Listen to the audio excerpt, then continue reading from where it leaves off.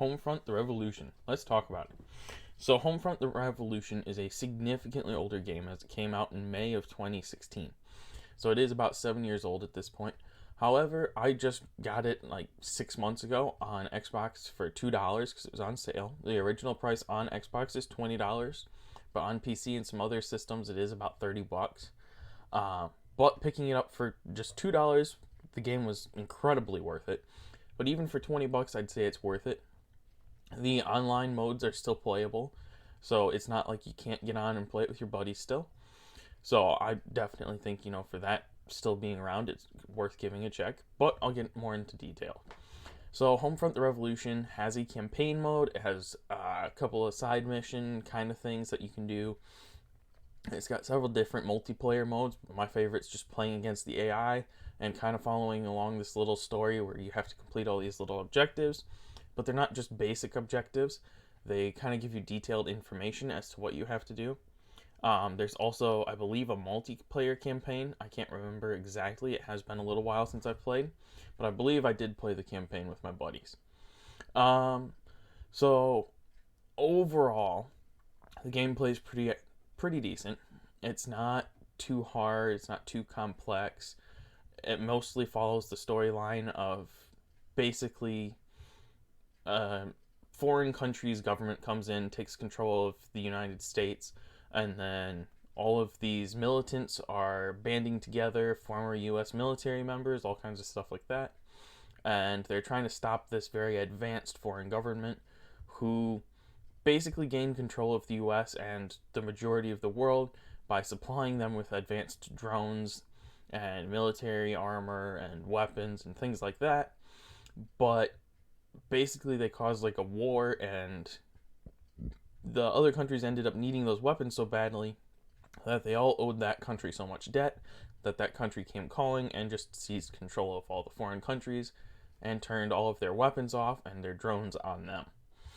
So they took control pretty easily. However, in the US, like I was saying, you are one of these militia members where you're just going around in small pockets trying to fight and be the resistance, and you just follow this guy's story all through the campaign. It's not like it changes characters, and basically your whole mission is just to overthrow the government.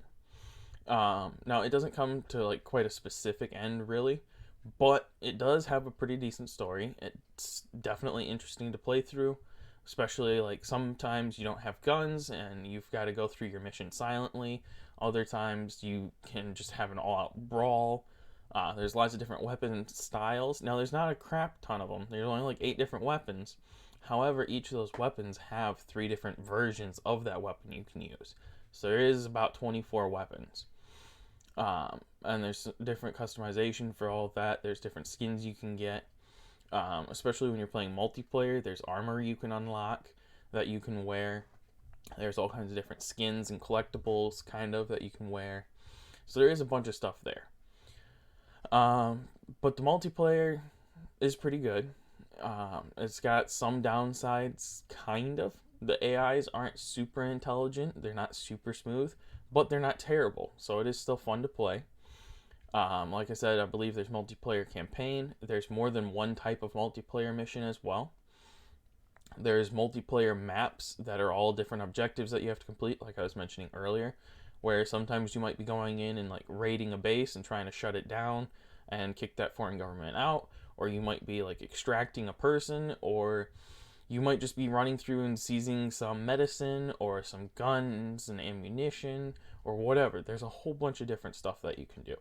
So the multiplayer does have a lot of options. Now, the campaign has a runtime of about 11 hours, 15 if you try and do all the side missions and everything. So the campaign does have a lot of content to it, but if you do the multiplayer missions, there is a ton of extra gameplay. I think there's like 10 or 12 different maps that you can complete. And when I was playing with a group of my buddies, so there's 4 of us in total, each map takes about a half hour to complete, depending on what difficulty setting you have it on. And with it taking a half hour to complete, I mean, at 10 missions, that's an extra, like, 3 hours of gameplay. Wait a minute. No, a lot more than that. But either way, there's like 300 minutes of gameplay extra. something like that. So there is a lot of extra gameplay in the side missions, the multiplayer missions, I should say. So again, for $20, I know this game's old, but it does seem like it's worth it still. But if you can pick it up for only a couple bucks like I did, then I would definitely check it out, because even though it's an old game, it is still a lot of fun to play, and the multiplayer still works. And my personal choice is that a lot of these older games are a lot better than the games we're getting now. A lot of these games are finished, they're fixed, they don't have bug problems, they're not, glitching out through the map all the time. Now, they might not be getting very many updates still, and they might not be getting repaired as often, but they don't have as many issues.